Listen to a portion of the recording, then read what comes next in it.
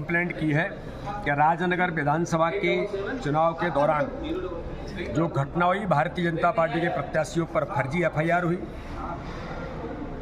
नाती राजा वहाँ के कांग्रेस के प्रत्याशी, उनके आपराधिक तत्वों के द्वारा भारतीय जनता पार्टी के प्रत्याशी और कार्यकर्ताओं पर जो प्राणघातक हमला किया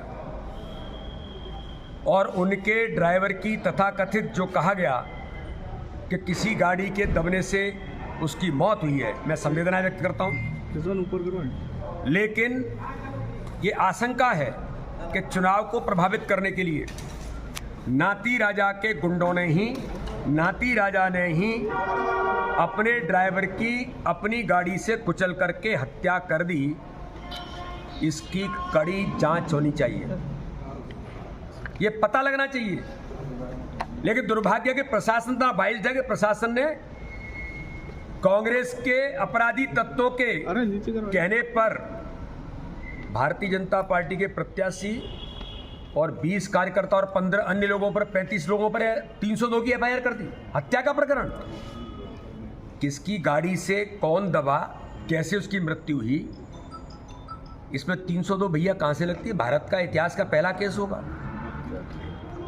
ये जांच का विषय है कि किस प्रकार से 302 आपने लगा दी और जिनके ऊपर प्राणघातक हमला हुआ, जिनकी गाड़ियां तोड़ी गई, गोलियां चलाई गई, उनके कहने पर एक के खिलाफ भी एफआईआर दर्ज नहीं हुई। नाती राज और उनके गुंडों के खिलाफ हमने डीजीपी को कहा है कि कड़ी से कड़ी कार्रवाई उन प्रशासनिक अधिकारियों के खिलाफ, पुलिस के अधिकारी जिन्होंने बाइस्ड काम किया है। हमने इलेक्शन कमीशन को भी कहा है और साथ में ही दिग्विजय सिंह राजनगर में पहुंच करके अपराधी तत्वों को संरक्षण देकर थाने पर धरना देते हैं, रात को वहां रुकते हैं, टेंट लगाते हैं बिना अनुमति के। आचार संहिता लगी हुई है, किससे अनुमति ली?